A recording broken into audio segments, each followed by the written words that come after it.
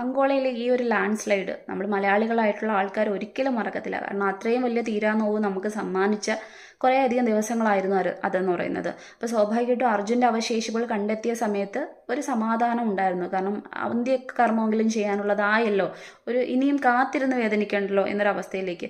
അപ്പോഴൊരു കുടുംബം അവിടെ ബാക്കി നിൽപ്പുണ്ടായിരുന്നു. അതായത് അവിടെ ചായക്കട നടത്തിയിരുന്ന ലക്ഷ്മണൻ്റെ ഭാര്യ സഹോദരനായിട്ടുള്ള ജഗന്നാഥൻ എന്ന് പറയുന്നത്. അദ്ദേഹത്തിന് 3 പെൺകുട്ടികളായിരുന്നു.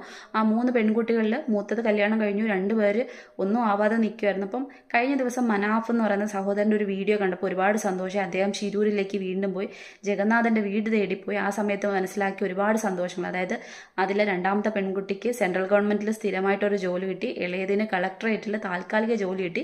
അത് സ്ഥിരമാകാനുള്ള കുറച്ചധികം കാര്യങ്ങൾ ചെയ്യുന്നുണ്ട്. അപ്പം ഇതൊക്കെ കേൾക്കുന്ന സമയത്താണ് മനുഷ്യത്വം മരിക്കാത്ത, ഒറ്റ വയറ്റിൽ പിറക്കാത്ത തന്നെ സഹോദര സ്നേഹം ഉള്ളിൽ ഒതുക്കുന്ന കുറച്ചധികം മനുഷ്യർ ഈ സമൂഹത്തിൽ ഇപ്പോഴും ഉണ്ടെന്നുള്ളത്